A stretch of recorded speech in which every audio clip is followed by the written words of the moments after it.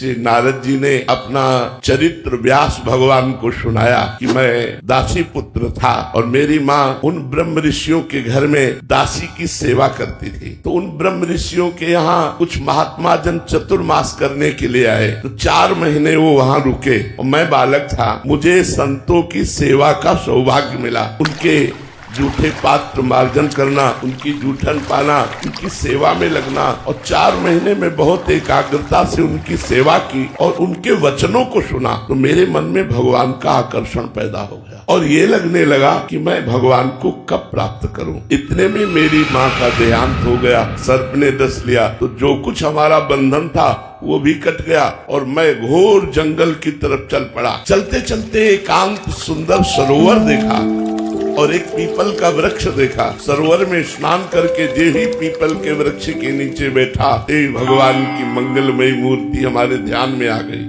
जे ही ध्यान में आई मैं रोमांचित हो गया, अश्रुपुलकित हो गया। अभी भरपूर देख भी नहीं पाया था कि वो मूर्ति अंतर ध्यान हो गई। अब मैं रोने लगा, विलाप करने लगा जंगल में। तो आकाशवाणी हुई, ऐ बालक, अधकचरे योगियों को मेरा साक्षात्कार नहीं होता, इसलिए मैं साक्षात तो तुम्हारे सामने आ नहीं सकता। मैंने ध्यान में तुम्हें आकर्षित किया, अब तुम भजन करके शरीर पूरा करो, अगले जन्म में तुम हमारे निजी पार्षद होगे। तो वही देवर्षि नारद जी कहते, फिर मैं भगवान की उसी रूप का चिंतन करते हुए पूरा जीवन व्यतीत किया और अगला जन्म देवर्षि नारद के रूप में हुआ।